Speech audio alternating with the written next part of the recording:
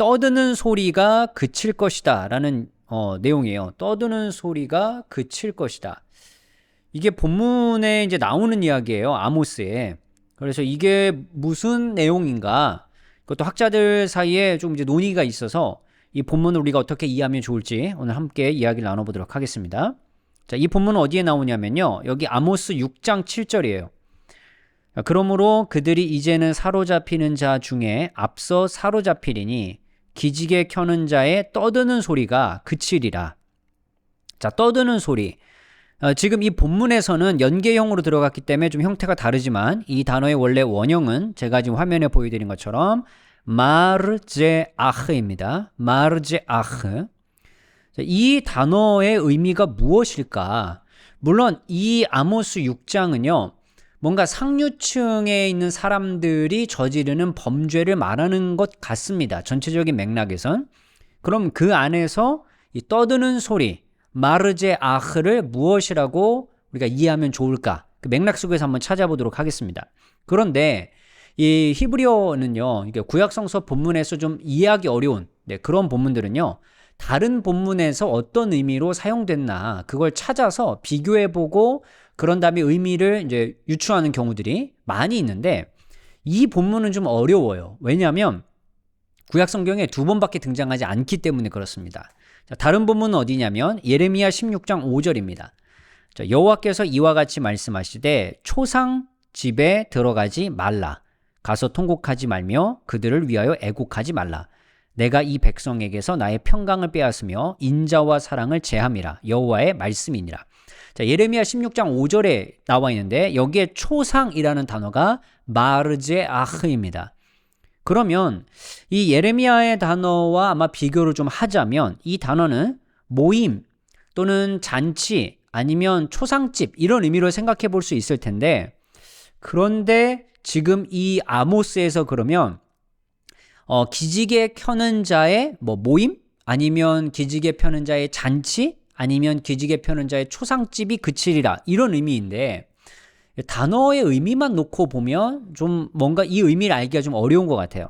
그래서 학자들은요, 이 구약 성경에서의 의미뿐만 아니라 좀 더 광범위하게, 그러니까 구약 성경을 넘어서서 고대 근동에서 이 단어의 의미를 비슷하게 생각해 볼 수 있는 단어들을 찾아서 이 의미의 뜻을 찾기 위해 노력을 했더니 이 마르제아흐와 관련 있는 단어는 적어도 3가지 정도의 공통점을 좀 가지고 있는 것 같다. 이렇게 정리를 좀 했습니다. 자, 그 의미가 뭐냐면 상류층의 멤버십이에요. 상류층의 멤버십. 자, 이게 상류층의 멤버십이 뭐냐면요. 이 고대 근동에서 발견되는 이 마르제아흐 단어 때문에 그런데요. 이게 뭐냐면 사회와 종교가 연결되어 있다는 그 배경 하에서 바로 그 모임의 주 구성층, 이 마르제아흐를 모임으로 보는 거예요. 그 모임은 상류층의 사람들이었다. 그러니까 이들은 장래, 초상과 관련 있는 사람들이 아니라 연회로 모여서 뭔가 그들만의 모임을 만들었던 것, 그것이 마르제아흐가 아닐까. 그리고 이 아모스의 언급과 비교해 봤을 때 과연 상류층의 멤버십으로 볼 수 있을까를 비교해 보았을 때 이게 뭔가 아모스에 관련된 이 마르제아흐는 오히려 우상숭배와 관련이 있지 않을까? 그렇다면 상류층의 멤버십이라는 단어의 의미만 가지고 과연 이 아모스의 본문과 연결할 수 있을까? 여기에는 좀 궁금증이 있어요. 좀 의문을 제기할 수 있습니다. 하지만 이 상류층의 사람들이 모여서 연회를 단순히 즐긴 게 문제일까? 만약에 그 모임이 우상숭배와 관련된 그 어떤 모임이었다면 아모스의 맥락과 연결될 것 같은데 뭔가 여기에서는 약간 접점을 찾기가 어려운 부분이 있어요. 하지만 마르제아흐는 고대 근동에서 분명 이런 상류층의 모임과 관련이 있을 것이다. 이런 내용이 있었고요. 두 번째는요. 일종의 종교 소속으로 수호신을 기리기 위한 잔치와 관련이 있다라는 뜻도 있었어요. 그러니까 이 마르제아흐는요. 인간과 신 사이에 어떤 그 사이에 있는 특권적인 의사소통 수단. 네, 그래서 바로 이 마르제아흐는 어떤 모임인데 어떤 모임이냐면 바로 인간과 신을 연결하는 그 어떤 소통 수단으로서의 모임이 바로 이 마르제아흐다라는 거예요. 특히나 레반트 지역에 있었던 이 마르제아흐 축제와 유사한 축제들을 조사했을 때 바로 이런 결과들을 도출해냈습니다. 이 자료에 의하면요, 인간은 연회를 통해서 신에게 어떤 감사를 전하고 신은 그 환대의 대가로 축복을 주는. 자, 그래서 이걸 약간 뭔가 인간과 신 사이에서 인간은 신을 높이고 신은 축복을 주는 이런 어떤 관계 속에서 모였던 그 모임이 마르제아흐가 아닌가. 자, 그런데 이 아모스에서는 뭔가 이런 지금 사람들이 하나님에게 감사의 표시를 하고 하나님이 그 대가로 인간에게 뭔가 복을 내리고 이런 구조를 찾기는 어렵습니다. 특히나 이 아모스 이 본문에선 그런 맥락에 속해 있다고 보기엔 좀 어려울 것 같아요. 하지만 이런 의미가 있다는 거 알아두십시오. 근데 술을 소비하는 모임이다, 이런 뜻도 있어요. 이건 이제 연회이니까 또 어떤 축제일 수 있으니까 술을 소비하는 모임일 수 있다, 이런 의미가 있을 수 있습니다. 자, 그럼 이런 고대근동에서 찾을 수 있는 이런 용어들의 의미와 함께 아모스 본문의 맥락에서는 우리는 어떻게 이해하면 좋을까요?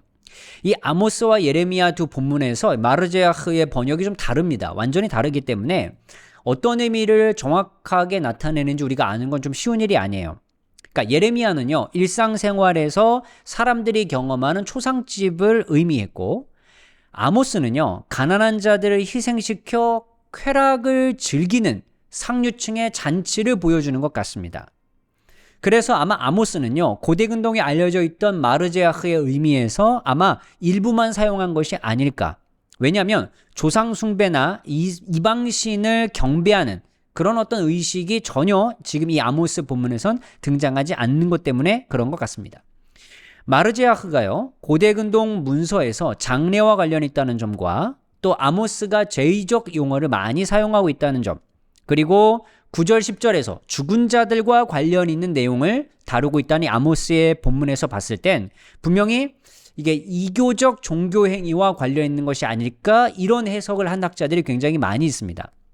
하지만 제가 보기에는 이 아모스에서 마르제아흐, 떠드는 자의 소리는요, 어떤 이방 종교와 관련이 있어서 어떤 우상 숭배를 어떤 배척하고 그것에 대한 심판을 이야기하기보다 오히려 사회의 불의를 즐기며 자신의 것을 어떤 더 많은 걸 얻기 위해서, 자신의 것을 더 많이 취하기 위해서 사람들을 착취하고자 했던 바로 그 상류층의 사람들, 꼭 상류층이 아니더라도 남의 것을 빼앗는 것에 관심이 굉장히 많았던 사람들, 바로 그들을 향한 심판의 메시지가 바로 이 본문으로서 떠드는 자의 소리가 그칠 것이다. 즉 그렇게 다른 사람들의 것을 빼앗고 그 다음에 이렇게 행하고 모이고 이런 행동들을 하는 모든 사람들을 다 합쳐서 아마도 이 마르제아흐를 의미를 가지고 아모스가 사용한 것이 아닐까 생각합니다. 그렇다면 결국 아모스가 사용했던 마르제아흐는 근동 세계에서 어떤 모임 또는 어떤 축제, 약간 이런 의미 정도만 가지고 와서 궁극적으로는 바로 이 사람들의 것을 착취하며 자신의 것을 누리며 살았던 그들을 향한 심판의 메시지의 용어로서 사용했다라고 저는 본문을 이해하면 좋을 것 같다, 이렇게 제안드리고 싶습니다.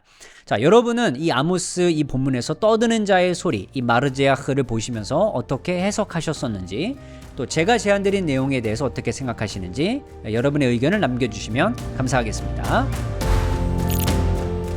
오늘의 컨텐츠가 도움이 되셨다면 유튜브 멤버십이나 네이버 프리미엄 컨텐츠 오늘의 구약 공부를 구독하신다면 구약을 더 깊이 배우실 수 있습니다.